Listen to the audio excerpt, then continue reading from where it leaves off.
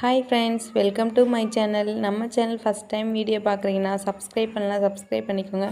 மறக்காமல் நமக்கு வந்து சப்போர்ட் பண்ணுங்கள். இன்றைக்கி வாங்க என்ன வீடியோன்னு சொல்லிட்டு பார்க்கலாம். இன்றைக்கி சண்டே சமையல் வீடியோ தான். காலையிலே வந்து நான்வெஜ் தான்.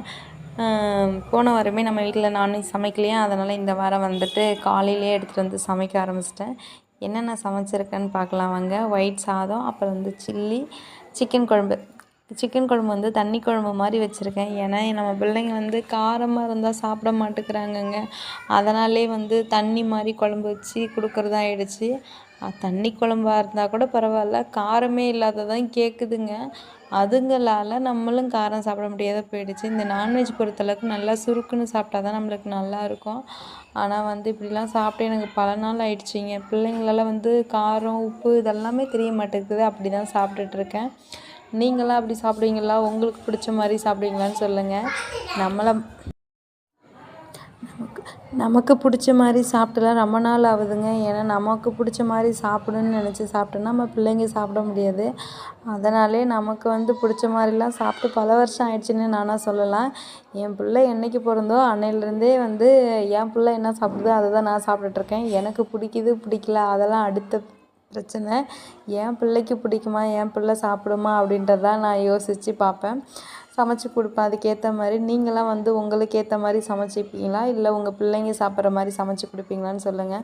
சில பேரண்ட்லாம் வந்து பரவாயில்ல, பசங்களுக்கு வந்து வேறு ஏதாச்சும் கொடுத்துடலாம், நம்ம வந்து சாப்பிட்லாம் நல்லா அப்படின்னு சொல்லிட்டு நான்வெஜ்லாம் காரஞ்சாரமாக செய்வாங்க. நம்ம வீட்டில் அப்படி கிடையாதுங்க. நம்ம சாப்பிட்றோம் சாப்பிட்ல அடுத்த பிரச்சனை தான். பிள்ளைங்க என்ன சாப்பிடுதோ அதை பார்க்கணும் அப்படின்ற மாதிரி தான் சமைப்பேன் நான். எங்கள் பிள்ளைங்க அந்த குழம்புலாம் வச்சா கறி போட்டால் கூட தொடவே தொடாதுங்க. ஆனால் நாங்கள் வந்து எப்படின்னா அந்த சில்லி மட்டும்தாங்க எடுத்துக்குதுங்க.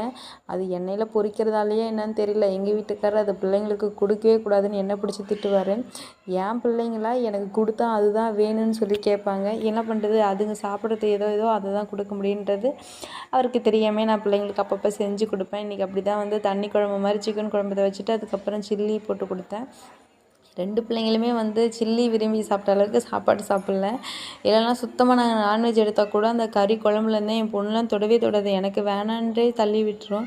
சரி என்ன பண்ணது அப்படின்னு சொல்லிட்டு அதுக்கு சாப்பிட்ற மாதிரியே செஞ்சு கொடுத்து சாப்பிடுவோம்.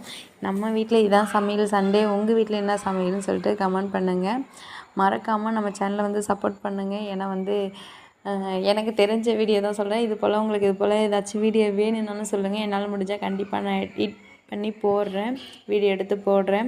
அதனால் வந்து மறக்காமல் சப்போர்ட் பண்ணுங்கள் ஃப்ரெண்ட்ஸ். இதுதான் உங்கள்கிட்ட நாங்கள் ரெக்வஸ்ட்டாக கேட்போம். ஏன்னா எங்களை மாதிரி வந்து இல்லாத ஃபேமிலியிலேருந்து நாங்கள்லாம் வந்து இப்படிலாம் ஒரு வீடியோ எடுத்து போட்டு வர்றதெல்லாம் பெரிய விஷயந்தான். அப்படி தான் நாங்களும் ட்ரை பண்ணிகிட்ருக்கேன். அதனால் சப்போர்ட் பண்ணுங்கள்.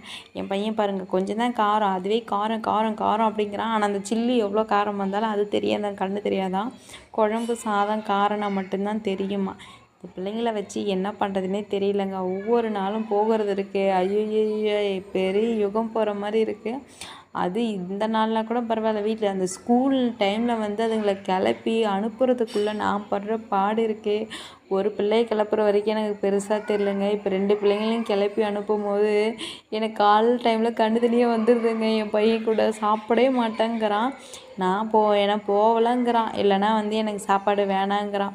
எதையோ பேசி கீசி ஒரு வழியாக அதுக்கப்புறம் சாப்பாடை ஊட்டி அதுக்கப்புறம் ஸ்கூலுக்கு அனுப்பி விட்ருவேன். எத்தனை பேரண்ட்டை என்ன மாதிரி வந்து கவலைப்படுறீங்க, வருத்தப்படுறீங்க, கஷ்டப்படுறீங்கன்னு சொல்லுங்கள். ஏன்னா நம்ம அனுபவிக்கிறவங்களுக்கு தான் தெரியும், அது கஷ்ட வலி வேதனைலாம் தெரியும். நான் புலம்பிகிட்ருக்கேன்னு நினச்சிக்காதீங்க, இதெல்லாம் உண்மை. நான் இப்படி தான் அனுபவிச்சிட்ருக்கேன். என் பசங்களுக்கு அதுவும் சாப்பாடு ஊட்டுறதுக்குள்ளே நான் படும் பாருங்கள். ஐயோ இது வேணாம் அது வேணான்னு சொல்லுவாங்க. எப்படியே இருக்கிறது இருந்தா அப்படின்னு சொல்லி ஊட்டி விட்ருவேன்.